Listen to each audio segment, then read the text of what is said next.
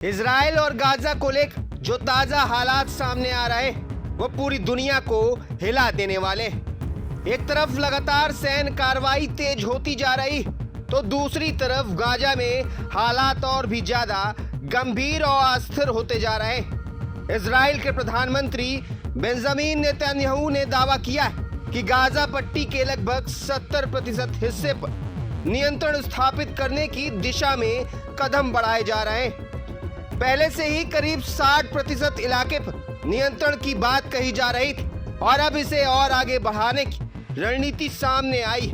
Reports के मुताबिक Israel defence forces यानी आईडीएफ ने मानवीय सहायता एजेंसियों को ऐसे नक्शे भी दिए जिनमें गाजा के बड़े हिस्से को उनके नियंत्रण क्षेत्र के रूप में दिखाया गया है।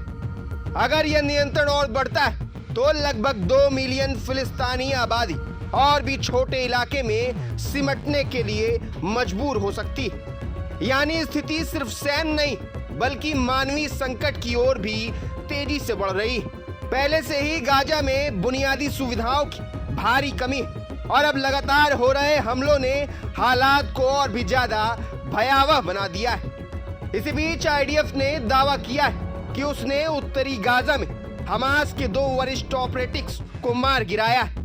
इन ऑपरेशनों को सटीक हमले बताया जा रहा है जिनका लक्ष्य हमास के नेतृत्व को कमजोर करना है। इससे पहले भी मंगलवार को एक बड़े ऑपरेशन में हमास के सैन्य विंग के नए प्रमुख मोहम्मद ओदेह को ढेर करने का दावा किया गया था, जिसे 7 अक्टूबर के हमलों के मास्टरमाइंड्स में से एक बताया जा रहा है। अब सबसे बड़ा सवाल यही है कि क्या यह पूरा घटनाक्रम गाजा में किसी बड़े और अंतिम टकराव की तरफ इशारा कर रहे हैं? क्या 70% नियंत्रण का दावा सिर्फ एक रणनीति है या फिर इससे आगे कुछ और बड़ा होने वाला है? जैसे जैसे इजराइल का सैन्य दबाव बढ़ रहा है वैसे वैसे गाजा में हालात और ज्यादा विस्फोटक होते जा रहे हैं और इस पूरे संघर्ष के बीच सबसे ज्यादा असर आम नागरिकों पर पड़ रहा है जो लगातार असुरक्षा और विस्थापन की स्थिति में जी रहे हैं। अब दुनिया की नजर इस पर टिकी है कि आगे क्या कदम उठाया जाता है। क्या यह संघर्ष और बढ़ेगा या किसी नए मोड़ की तरफ जाएगा?